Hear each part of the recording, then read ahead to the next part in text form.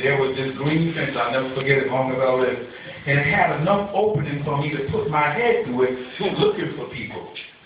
But what happened after I looked for them, I could not get my head back through that fence. I screamed, "Mommy," I screamed. And I got so scared, I yanked my head. I scraped the back of my ears and everything, getting from behind that fence, getting my head from behind that fence. But one of the greatest, I got a couple of the greater ones that is more profound and subject to this lesson. I grew up in East New York, and even in my 20s, my children were born, and there was a man named Mr. Green. He was a wino. I guess you wonder why we call a wino Mr. Green, but he was a well-established man. He had real estate, and he even, it was said, that worked on Wall Street, but somehow, some way, he fell between the cracks and he got on wine. And they was paving Pennsylvania Avenue, going all the way to Stark City. And you know, when they paved that road, they put nothing but cement down.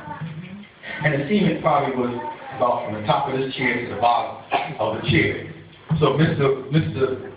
Green was the type of person that when he walked, he'd be on wine, he walked like that. So they was paving the street, and one day here comes Mr. Green.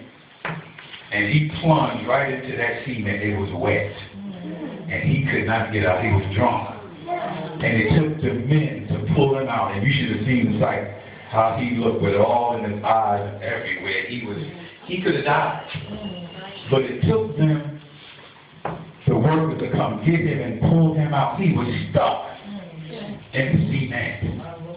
Then there was another time my mother would send us to North Carolina every summer. And my teenage years, I would work on my grandfather's land and work in tobacco. And it would rain. And when it rained, it would rain strongly. And sometimes there would be thunderstorms, and lightning and stuff. And they would call us out of the field, tell us to come in. And when we go back in the field, you could see where the lightning hit each stalk. If we would have been in that field, we would have got struck. So they would call us out. So we would go back in the field, and somehow or another, the tractor would get stuck. And that would make us mad because we done worked hard already, and it's hot in a tobacco field.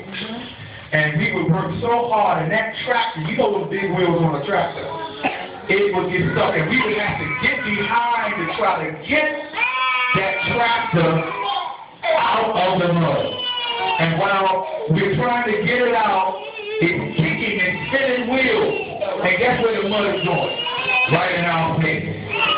The tractor was stuck.